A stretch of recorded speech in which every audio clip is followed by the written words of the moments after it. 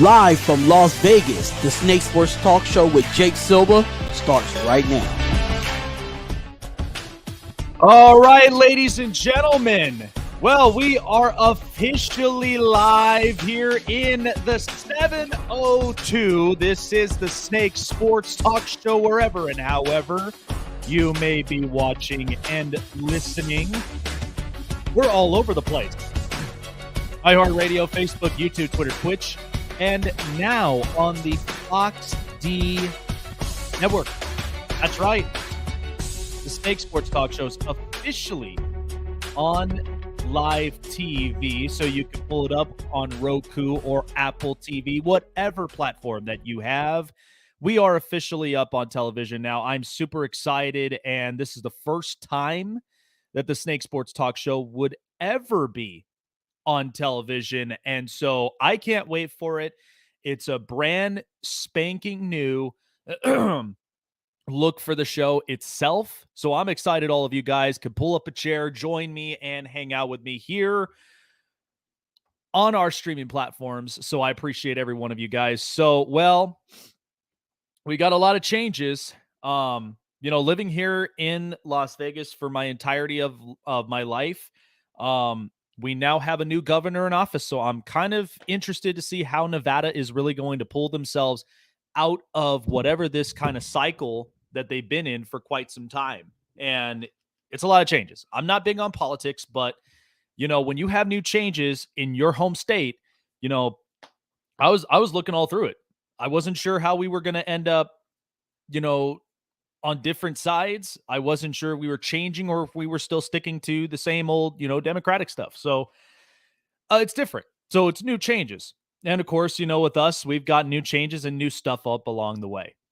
All right. So first of all, I want to talk about, there's this whole entire circus show that's been happening in Indianapolis. And for anybody that are Colts or Pacers fans, you guys understand this in Indiana. You understand kind of just how the vibe itself is around these fan bases and around these ownerships. Right now, the Colts look like an absolute disaster. And this is just getting worse and worse. So the Colts this week, they ended up firing head coach Frank Reich, who honestly, in my opinion, he's going to get another coaching gig. He's not going to go anywhere. I mean, Frank Reich, he's going to be in a position where he'll grow and thrive as a former quarterback and an offensive-minded head coach, especially in a league that has been pushing for offense. Frank Reich and the way that this whole thing was built to be with the Indianapolis Colts, and now it just kind of took a turn for the worst. So Frank Reich is gone. My guess is probably by the end of the year, and I have a feeling Chris Ballard's going to be out the door as well. And I love Chris Ballard, and I do like Frank Reich. I do like both those personnels. But to me, this ownership under Jim Irsay, and I've been saying this now for several weeks, whenever Jim Irsay gets into one of his quote-unquote moods, his whole mood swings, he's a completely different person. And we know as billion-dollar owners, when it comes to owning a franchise like the Colts or any other NFL team, lots of times you get owners who really do respect the team. Like, honestly, I watched the Thursday night game. For as horrific as it was between Atlanta and Carolina, you still saw snapshots of Arthur Blank, the owner of the Falcons, who still loves his team, is very passionate of his team, supports his team, and of course everyone on the staffs, and supports Arthur Smith. Like, that's where you have respective ownership. You even got Stan Kroenke, who's a billion-dollar owner in Los Angeles, who pays a lot for SoFi Stadium with the Rams, and then, of course, works out the deal with Dean Spanos and the Chargers. So you have respected billion-dollar owners, but then there are some that everybody kind of has a concern about. I mean, we're seeing this currently with the Dan Snyder situation with the investigations, which, honestly, everybody in the league, everybody in the league wants Dan Snyder out. And I don't blame him. I'm in the same boat. Nobody can really respect somebody like Dan Snyder as the owner of the Commanders. So, and now they're on the market And from what I'm told, Jeff Bezos has been talking with Jay-Z, one of the most iconic, rappers in the game, and talking about buying the Commanders, which is kind of crazy because here's the other thing. You talk about $1 billion, a billionaire like Jeff Bezos, who's big on Amazon, closest to Washington, D.C., closest to politics. I kind of see that working out. I kind of do. I mean, that's kind of the agenda, right? And then you have a bunch of other owners. I mean, yeah, we criticize about Jerry Jones, but here's the thing. Jerry Jones is the well-respected owner in the league. That's why nobody wants to test him. I mean, the Cowboys are such a big brand. They've won 5 Super Bowls. And, again, you see their brands everywhere in your own supermarkets and everywhere that you go to. I mean, they're big-time brands, much like the Dodgers, much like the Lakers, much like the Yankees. I mean, you kind of respect that. But then the other ones, like Dan Snyder, and then, of course, the Haslams in Cleveland, nobody can even stand them at all. And then you also have the ownership in Houston after everything went down with Deshaun Watson. And then now they're just kind of taking its courses, and they're clearly in full rebuild mode. But when I look at Jim Irsay, and I have to say one big thing, is when you're literally looking into the vision of what you're trying to do, this is not exactly how you would own a franchise. You have a trustworthy general manager in Chris Ballard. You have a smart head coach in Frank Reich. And my gut feeling is Frank Reich's already gone. Chris Ballard's going to be next out the door. And then what does Jim Irsay have? And what was his solution? Oh, let's go ahead and make a phone call to Jeff Saturday, a well-respected former offensive lineman who has no idea as far as coaching background, and he comes in as an interim head coach, and they're playing the Raiders in Las Vegas. I mean, how big could the circus show possibly get in Indianapolis? I don't understand this. To me, this is the problem that the Colts have been having for years. And I honestly do believe Jim Irsay, I think it would be best if he just sold the team. I don't see this really working out for the Colts. In a lopsided division like the AFC South, where you've got the Jags, you've got the Texans, you've got the Titans, and by the way, the Titans have a winning record. Even if they have a defensive coach like Mike Vrabel, but he's strong, he's tough, he's, he trusts a lot of pieces. He trusts Derrick Henry running the football. But at least the Titans are doing something about it. Even if they lost, a guy like A.J. Brown, they're working themselves out. And then you've got the Jaguars, who I think they'll clean their act, especially when you have Doug Peterson as your head coach and hoping to reshaping Trevor Lawrence as a generational talent when he first came in the league. So the Colts are in massive trouble. And then to hire an interim head coach who I don't even have any background of head coaching at all. And then on top of all this, here's what's worse. You've got cap hits coming up next year. And you know who the big cap hits are? The quarterback you traded for, Matt Ryan, his cap hit is going to be massive. And then injury-prone Shaq Leonard, his cap hit's going to be coming up. And you've got no wiggle room. You got nothing really to look forward to. This is what hurts about the Colts. But this is also, too, a reminder for a lot of teams in the NFL. When you look at smart ownerships, you think of the Stan Kroenkes. You think of the, you think of the Hunt family in Kansas City, even with Brett Veach.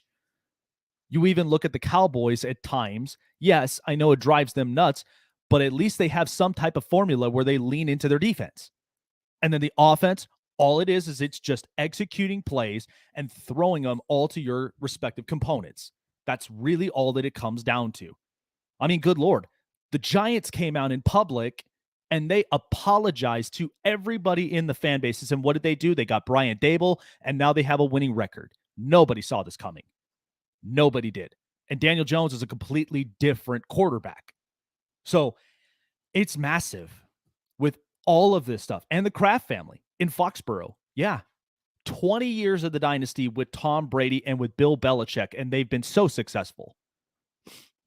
So honestly, it's like you kind of have to count your blessings if you're an owner of of a franchise. Because to me, you're not going to get a smart general manager like Chris Ballard ever again. You're probably not going to get a smart-minded coach. And regardless of how the season started, I mean, you're not going to get a coach like that in Frank Reich. And on top of all that, you still have not found your right quarterback since Andrew Luck retired. And that's become a rippling effect. And I think that's also part of the reason may be that Andrew Luck retired. I don't know. But if I'm looking at Jim Irsay this morning, I can't take him seriously. And worst of all, now you're playing in high expectations because now you're playing against a team who they're criticizing of their head coach and Josh McDaniels and how things are going with the Raiders. It's crazy. But again, if you have a trustworthy ownership and you have smart people who are innovating, who want to win, not just regular season play, but win playoff games, potentially win championships, this is what you got to do. You got to build your trust. And you got to be able to be okay with certain outcomes. I get it. He gets into some of his moods. And a lot of people have even said, if you get on his good side, he's a nice guy. But when all things kind of look bad, he's a completely different person. And I think this is exactly the rippling effect that's going to happen with the Colts. And again, I used to like him. I used to like with what the Colts had done when they had Peyton Manning. And at one point, I loved Andrew Luck. And I loved exactly how his play style was at. And I thought this was building for something great. But now it's kind of fallen apart. All right. This NFL season's really kind of taken a different toll. So, and the reason I say that, because at the bottom half of the hour, mind you, I have my NFL Prime predictions, week 10. We dodged a bullet last week with 6-5, and I am lucky enough that we, at the very least, still kept ourselves to a winning record. So I'm excited for these picks coming up too. But every single one of these games that we have been seeing, they have resulted in either a score or less, which means the underdogs are playing great. The other part of it is, too, offenses have been kind of trickling here and there. I've started to notice that, especially with big teams. Like Buffalo started to trickle, like Kansas City started to trickle. Lots and lots of games in a lot of different teams, they've been trickling on their offense. And they've been held to at least a score or less, which is allowing a lot of underdog covers.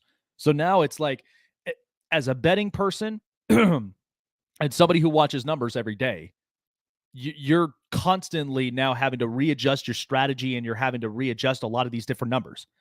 It's crazy. I had never seen it like this. But but the current scenario that we have going on. So Mike McCarthy, he'll be returning back to Lambeau with the Cowboys to facing his former quarterback, Aaron Rodgers, who we all have been talking about for the last few years. Since the divorce had happened, people have been bashing on Mike McCarthy for the last few years and thought, oh, McCarthy's not smart, all the rest of this stuff. And then look at the turmoil in Green Bay. They're 3-6. And they've got rookie wide receivers. They've not invested in a veteran wide receiver at all for Aaron Rodgers. But of course, too, you look at Aaron, and he took the money. Devontae Adams left. Randall Cobb not healthy. Romeo Doubs now is hurt. And what else do you got really to look forward to? And now Aaron Jones is hurt. So now you have to trust a lot of different pieces. But the problem is I don't think Aaron Rodgers is truthfully that type of leader. I think he's a little bougie. I think he's finesse. I think he's somebody that, perfect example. If you're riding around on a old 64 Chevy Impala with a top down on a Sunday, like close to like mid-morning, probably like right at the start of the early afternoon, and the sun's bright and it's nice, you're going to be cruise riding all the way through. That's what Aaron Rodgers is all about. If the sun is shining. But right now, they have not seen the sun. Been too cloudy in Green Bay. And it's been looking a lot worse. And my point is with this is, I mean, I look at two of the quarterbacks, Aaron Rodgers and Tom Brady. I mean, Tom's getting old, but he's well respected in this league because he's the GOAT. He's won multiple Super Bowls, and he's also going to be somebody passing the all-time passing yards. Plus, two, he's also going to pass the record that Aaron Rodgers had, which was the best touchdown to interception ratio all time. He's going to pass that. Aaron Rodgers doesn't like to take risks. But here's what's funny about this is that the tenure between him and Brett Favre. I mean, Brett Favre, we love the gunslinger mentality. I mean, he was taking risks. He didn't care. He just threw the ball out there, hoping that the wide receivers would end up catching it. And you have to think he had tandems of wide receivers left and right. But at the same time, it drove a lot of Green Bay fans nuts because sometimes you throw a pick or at times you're going to throw a touchdown, whatever the case may be. You are going to end up taking those riskful throws. I mean, you watch it all the time. You watch it in basketball. You take riskful shots. But here's the thing. And the mentality, as the late, great Black Mamba Kobe Bryant had said, if you don't take riskful shots, you're never going to make it in this league. Because he'll ask players, how many shots did you take all throughout the game? And he said, I took more than that. He would shoot 80% of the time in his career. But that's because Kobe was beautiful at a lot of his shots. He was also somebody that would come in clutch times, and that's what won championships. If you don't take risks, there's no rewards. I'm not saying be very riskful, but what I'm saying is that when you have an opportunity, and we're seeing this in the league. I mean, do you really think that Andy Reid wouldn't take risks with Patrick Mahomes, especially with the offense that he has and the mentality of driving downfield? Of course not. He wouldn't hold the reins back. What about what say for Josh Allen with Sean McDermott? I mean, Josh is like a heavyweight fighter. He's going to give you big swings and big hooks to knock you out. And he's got the receivers to do it. Stephon Diggs and Gabe Davis. I mean, that's what you would kind of do in this league. If you don't do it and you rather play it safe, you're never going to make it in this league. And you're never going to be able to transform those safe plays into W's. I mean, I know it's a strategic game. I'm not knocking on that. But sometimes you got to be willing to take those risks. Aaron Rodgers is not that kind of guy. He likes to play it safe because it's his completion percentage, it's his, pass attempts, and then quarterback ratings. He just cares about the numbers. But when I look at the two of them, I mean, Tom's getting old, but he's still great at what he does. I mean, we watched it last week against the Rams, and the Rams kind of shot themselves in the foot, and they are missing offensive line so desperately, like it's not even funny.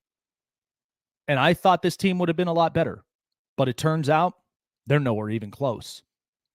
And I think at some point too, I mean, Tom's not happy in Tampa, but Tampa's loose. Everybody all in the Tampa Bay in South Florida, this is what they do. They go and get cocktails early in the morning just to start their day. They're loose. They're laxed. They're right there on the beach side. They're not really buttoned up. That's not what, it's not Tom's flavor. That's not what it is. Tom's more strict. He's more structured, and he doesn't have that in Tampa, which is why there's a lot of those frustrations. So what do? Do you kind of lump up with what you got, or are you just going to basically bail out? But that's exactly what New England was trying to say, is that you want to be a little bit loose, but at the same time, you have a structure, but that's because of the years you came from in New England. I mean, that's the truth with Tom Brady. But with Aaron Rodgers, it's like you take the money, and then all of a sudden, you're discovering your aura. You're discovering, your realm and all the rest of it, and you've got a lovely, beautiful girlfriend named Blue of Earth. You're drinking ayahuasca, a psychedelic. Are you really helping like Green Bay be the better team that they should be? I don't think Aaron is. I don't think Aaron's capable of being that tough and top, like headstrong leader. I don't think he is. And that's okay. But I do see something kind of moving forward with Green Bay because they're not going to stand for this. They're not going to stand for this for very, very long. But I think Green Bay is going to be embarrassed in Lambeau. I think people are going to be so apologetic to Mike McCarthy at the end of it because a lot of people think he's not that innovative of a coach. He doesn't really work a lot well with his players. And now look what's happening in Dallas.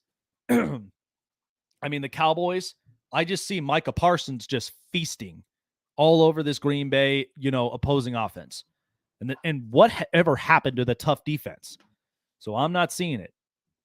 I like I said, I'm excited for these prime predictions, but I just see a lot of games that are going to go completely lopsided or they're just going to change up super quickly. So, but I've adjusted a lot of those picks, but I don't think Aaron Rodgers is really going to perform well at home. Good stuff this morning. Coming up next. So the Golden Knights have been on a complete tear.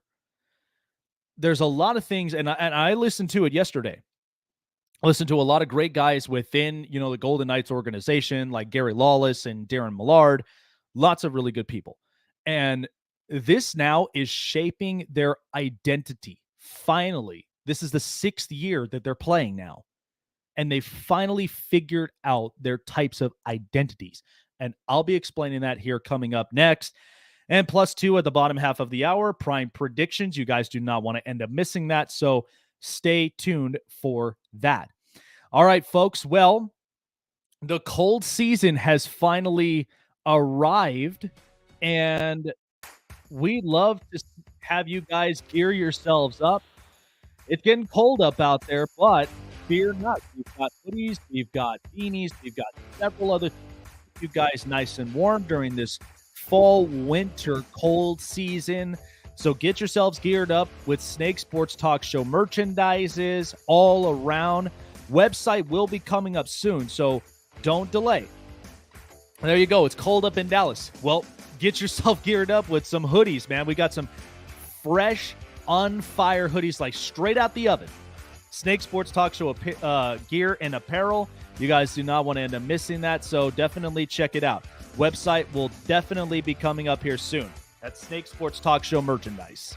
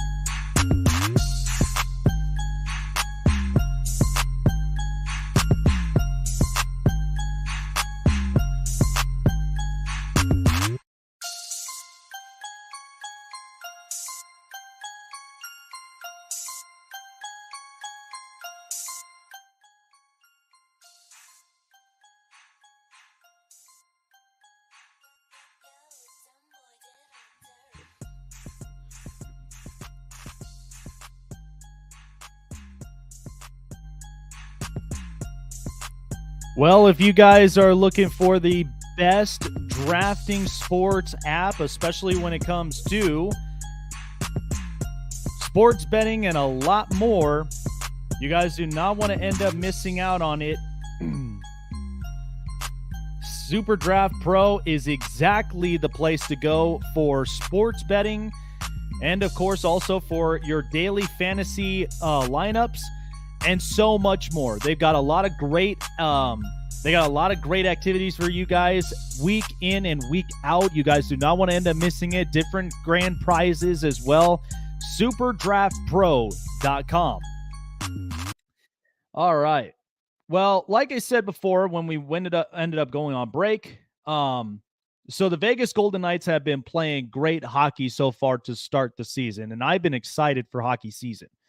So 15 games in, they're playing tonight against the St. Louis Blues at home on a 3-game stretch.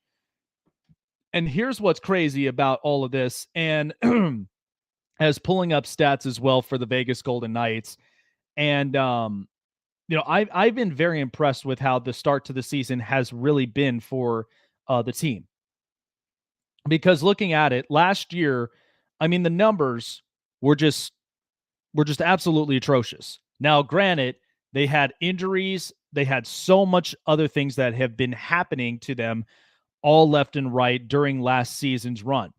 But this year, they're 12th in the power play percentage, which is not too bad.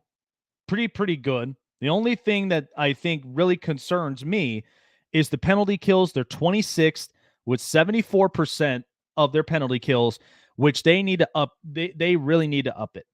Right now, the best teams, you've got the Bruins, the Sharks, and the Islanders, who have had only the better penalty kills. So they're tough, especially when they're down one man out. And shots against per game, they've been really good. They've been 8th, which tells me that they've really been aggressive when it comes to offense. And so, to me, and they're the best right now with 26 points. They're leading everybody in the NHL. And all of this was upgrading a lot of different pieces. And right now, we're starting to see Jack Eichel be at his absolute best. I mean, a lot of people were skeptical about the trade because they gave up a lot. They gave up draft picks. They gave up Alex Tuck. They gave up one of their promising futures, Peyton Krebs. And they weren't sure if, in fact, Jack Eichel was going to really recover from the injury type that he had, because it was the neck surgery. They weren't sure if that was going to be something he could return onto the ice or that was going to be career-threatening. Right now, he's looking his exact best. I can honestly tell you, I mean, people thought about this with Peyton Manning. He had a horrible neck surgery and a horrible neck injury. And then by the end, when he goes to Denver, people thought he was washed. He goes and he has 3 great years. And then all of a sudden goes and wins a Super Bowl with the Broncos.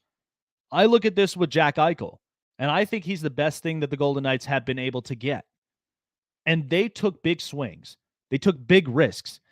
A lot of people were very skeptical because of the way that the front office was running with Kelly McCrimmon and what George McPhee's direction and his plan was.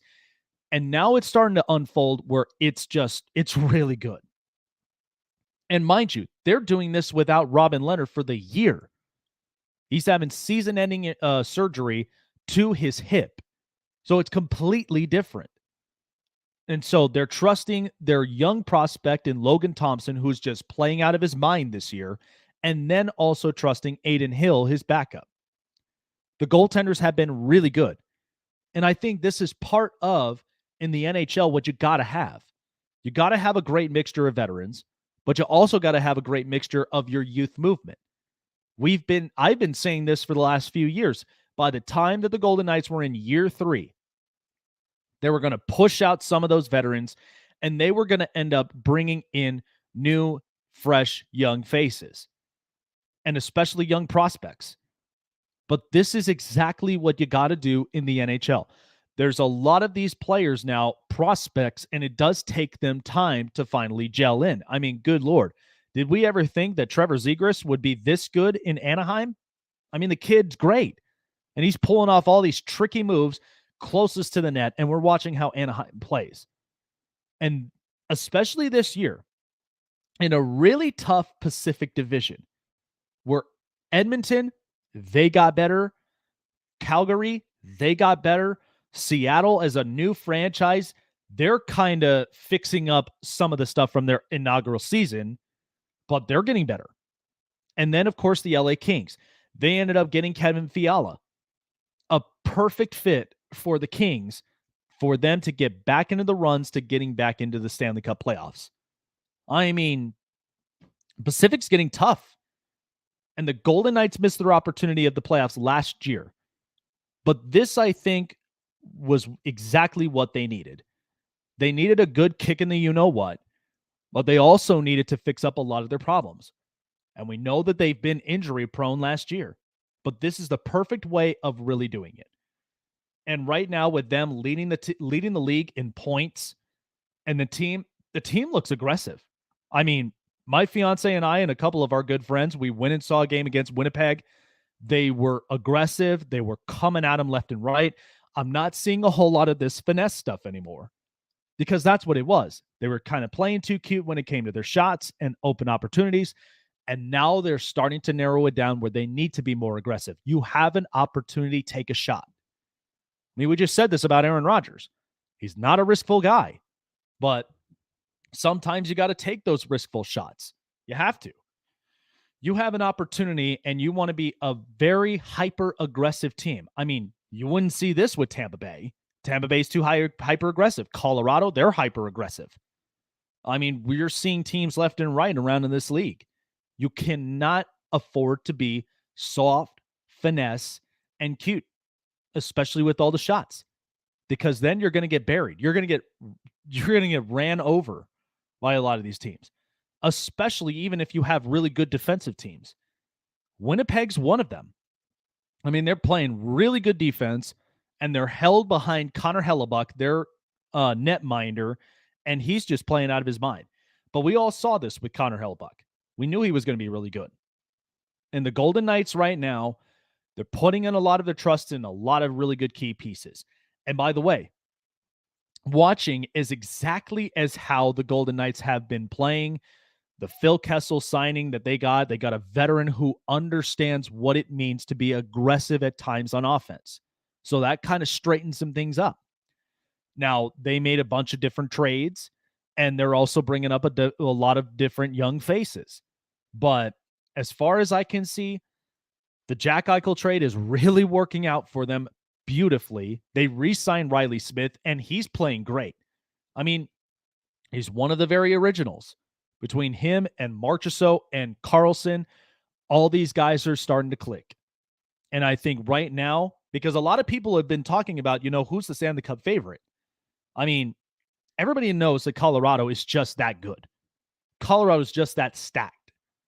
But if you had to think of some other teams on the outside looking in, I think the Golden Knights are finally starting to put themselves in the right position. It's early. It's 15 games. But this is the best look that they have. And tonight, they're going to be going on a potential 10-game winning streak. And they'll be tying up with their franchise best since year one. I'm excited to see it. But this is a team, they straightened up and they cleaned up their act, and I'm excited for it. So I'm all in.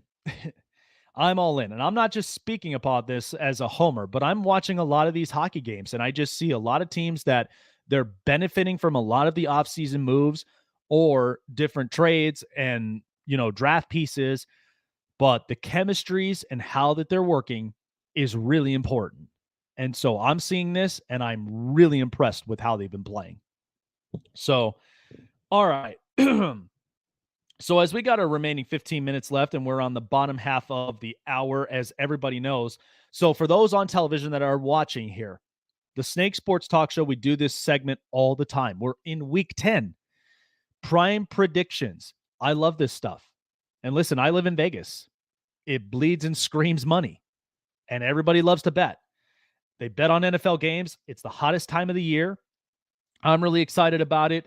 And again, I think we got some interesting ones. But after seeing how, the trend and the And the way that, the cards have been shaped up, it's great. And tonight, of course, too, we got UFC 281, 2 title fights.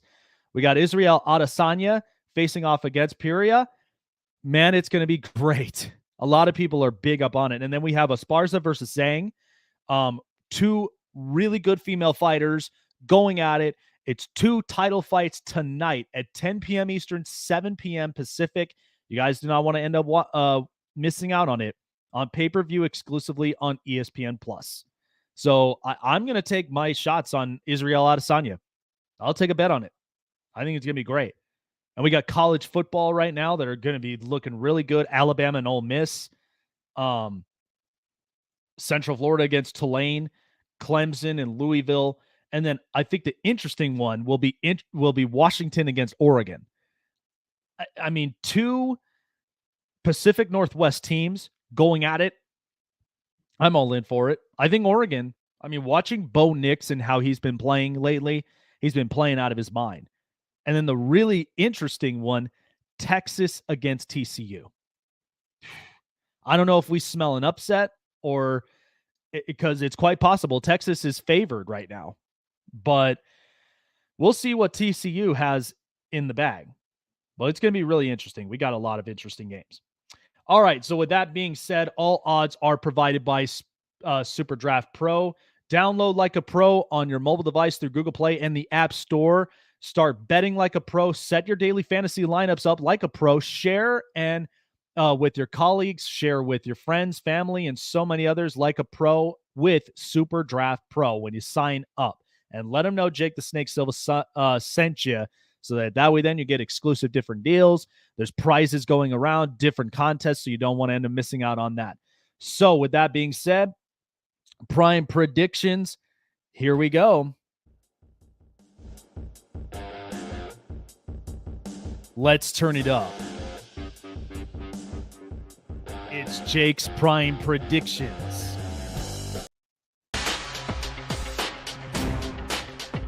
Seahawks at Buccaneers. All right, so the Seahawks right now, they're on a tear, and they're going to be playing out. This will be the first time that the NFL is in Germany. We got the Munich game. I'm excited about this, but I'm going with the Seattle Seahawks. Listen, they've been a story.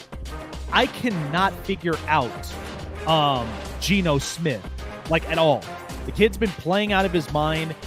And it's a hell of a story. You've never heard of this at all before.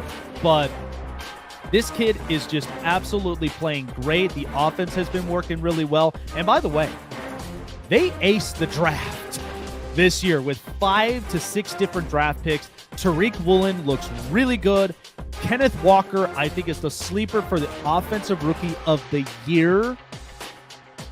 I got no explanation of how in the hell Seattle is doing it this year. I really, really don't. It's just been that good. But Tampa Bay, they got injuries left and right, which is going to be a lot harder for them. And +2, you're out in Munich, you're out in Germany, you're internationally. This will be interesting to watch this game, but I'm going to go with the Seahawks at +2.5. 27-24 is my final score from there. Vikings at Bills. All right, so this kind of gave me a little bit of some concerns, but I'm going to go with the Vikings at +5.5. There's been rumors spreading around talking about Josh Allen with as far as the UCL on his elbow, if he's going to be a no-go. If he's not, Case Keenum is going to come in at quarterback and back him up. But here's the other thing, too. I'm taking the points because, first of all, Kirk Cousins, we know, has a lot of different weapons. But knowing Buffalo, and I've seen this with backup quarterbacks all the time, but when they come out of the gate, they come out completely different. There's different juice, there's different energy. I think Buffalo will be just fine, but taking the points from there, I do like the Vikings up in those positions, but I do think Buffalo may end up winning this game, and it'll be close. So I'm looking at it 5 points, 28-23, Buffalo winning this game, but do not deny taking the points with the Vikings. Lions at Bears. I'm going to take the Chicago Bears here in this one. Now, mind you, Luke Getsy has been really, really He's been very strategic, but he's been very creative since the Bears acquired Chase Claypool. And Justin Fields is the franchise quarterback, by the way, to remind everybody what he looks like. Justin Fields looks so much better, even if this is not Chicago's year this year. The next 2 seasons, maybe even next year, Justin Fields is going to look completely different. But finally, the Bears are growing up. They are growing up so good. And I'm excited to see what the Bears are going to look like. But the Lions, here's what's interesting. Jared Goff, when he's not playing at home, completely shrinks. He's not the same quarterback. And by the way, they're 0-11-1. Isn't that crazy to think about that with Detroit? That's why I'm like, Chicago, I love their chances. I love exactly with what they're going with. So I'm going to take the Bears 27-21, -3. This is exciting stuff if you're a Bears fan. Broncos at Titans. I'm going to take the Titans here -3. Listen, I've heard a lot of the rumor spreads. People have been talking about, Russell Wilson didn't even wear a wristband, which honestly, why would you not? I mean, any quarterback in this league would be wearing a wristband, understanding and knowing the plays so that it makes pure communication look so finesse. And I'm taking the Titans here in this one because they lost their pass rusher, Bradley Chubb. Now, they do have several other pieces that I think they do like. I don't think that this team would be passing a whole lot, but if Derrick Henry gets the train rolling on the ground, that smells trouble for Denver. So I'm going to take the -3 here in this game. Denver's coming off, or Tennessee's kind of coming off of that big loss against Kansas City in overtime, but they were playing good. They were playing really good. I was surprised that they even held Kansas City to at least 20 points. I'm going to see this to the end with this game against Denver, 24-20, -3. I will take the points and go with the Titans. Jaguars at Chiefs. I'm going to take the Kansas City Chiefs here in this game. Listen, Jacksonville, I think, is going to clean their act up a little bit. And it's interesting to say because, again, no team has really scored up more than 7. And it's a 9.5 bet line. But I like with where the Chiefs are going. They're very creative on their offense. They've got Kadarius Toney now, so they're going to utilize him. I've always said this. When newly acquired players, when they come in, the first week's not great. But potentially the second week will be even better because they've spent time in practice where they're learning the playbook.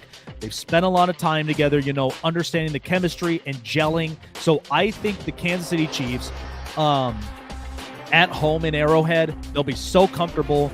Jacksonville, they're cleaned their act up together because, again, Trevor Lawrence hadn't been playing really good football in the last couple of weeks, but I think they'll start to clean it up.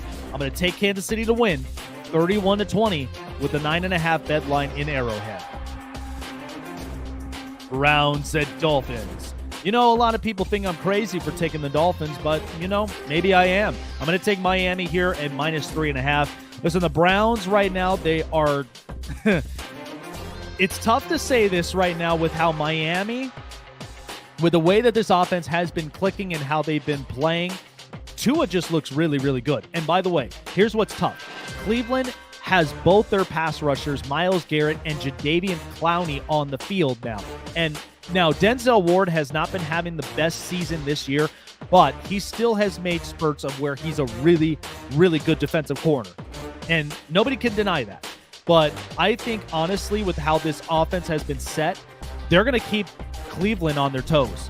And I don't think they're going to have enough answers to figure out Miami's offense. Mike McDaniel, he's a really good offensive coach, in line for being the offensive coach of the year. I like with how Miami sets in this. Now, the defense, they're going to have to contain with Nick Chubb. So I see this being back and forth. But I'll take the 3.5 on Miami's side, 28-23. Texans at Giants. I'm going to take the Giants here against the Houston Texans. Look, Brian Dable is an absolute home run of a head coach, and the Giants have been playing really, really good, offensively and defensively. I've been watching Saquon Barkley now for the last few weeks. This is the healthiest that he's ever played in, and I'm surprised at that. Saquon looking really good, and Daniel Jones just completing it to a lot of his offensive components.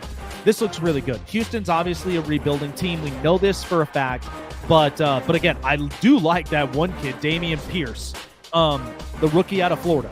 I love with how he's been running the football. Now, if they get going, Houston might be in a potential position where they might actually grind it out against the Giants. But I'm going to take the 6.5. Giants will win this game 28-20 against the Texans.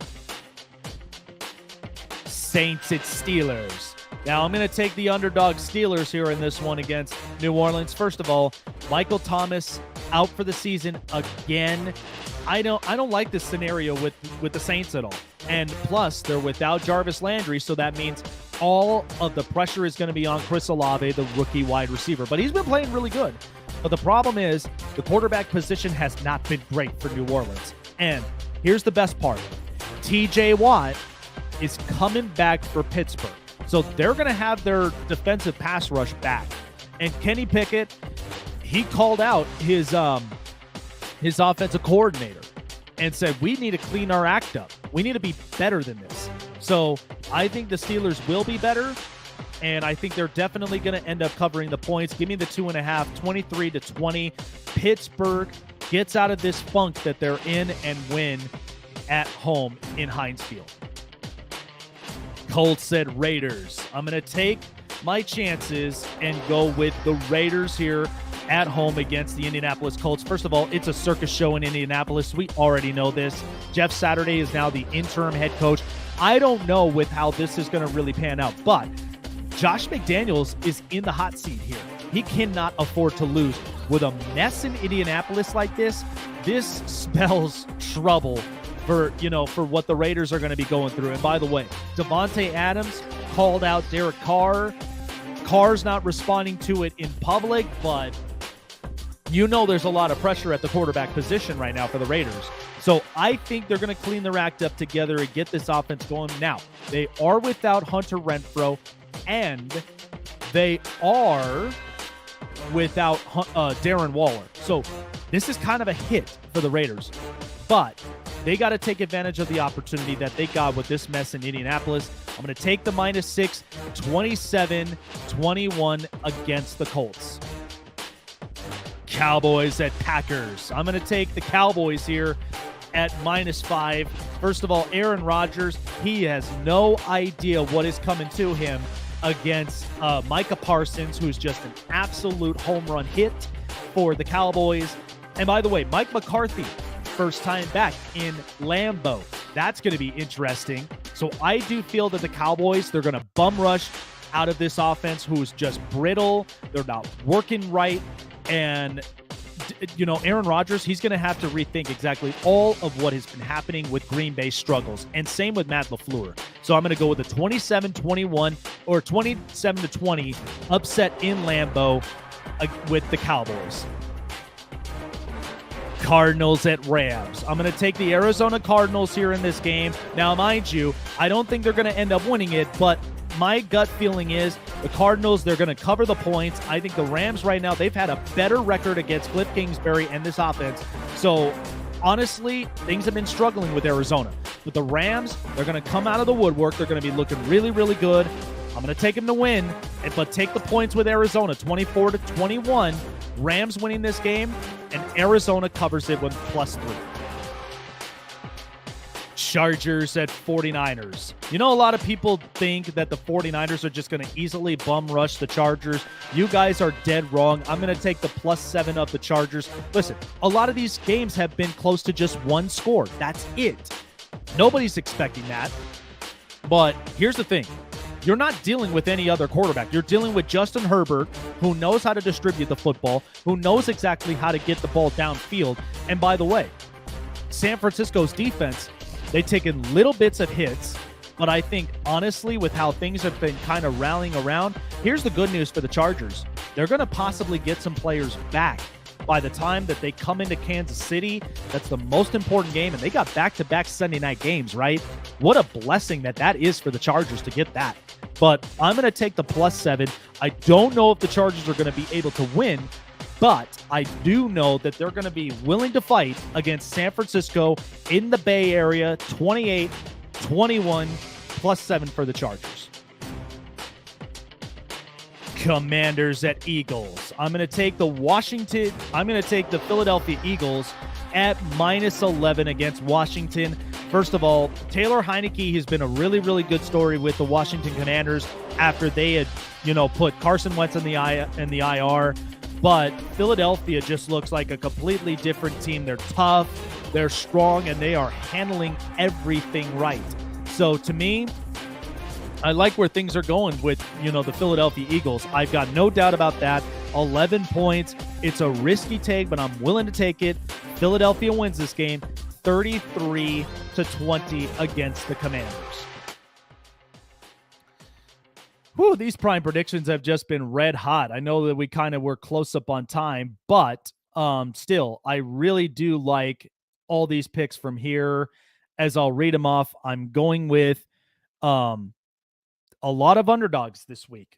Underdog Seattle, Minnesota, the Steelers, Cardinals, Chargers. I mean, those are some really good underdogs. And then the rest of them, I think, are going to be confident favorites. I mean, the Bears, the Titans, Kansas City, Miami's going to be a really interesting one against the Browns. And then you got the Giants, the Raiders. I'm hoping the Raiders do not end up, embarrassing themselves. I think that's, it's going to be really, really interesting. But then again, you got Philadelphia at the end. And then I think the Cowboys are just going to be mopping Aaron Rodgers left and right. That's just my personal opinion with it.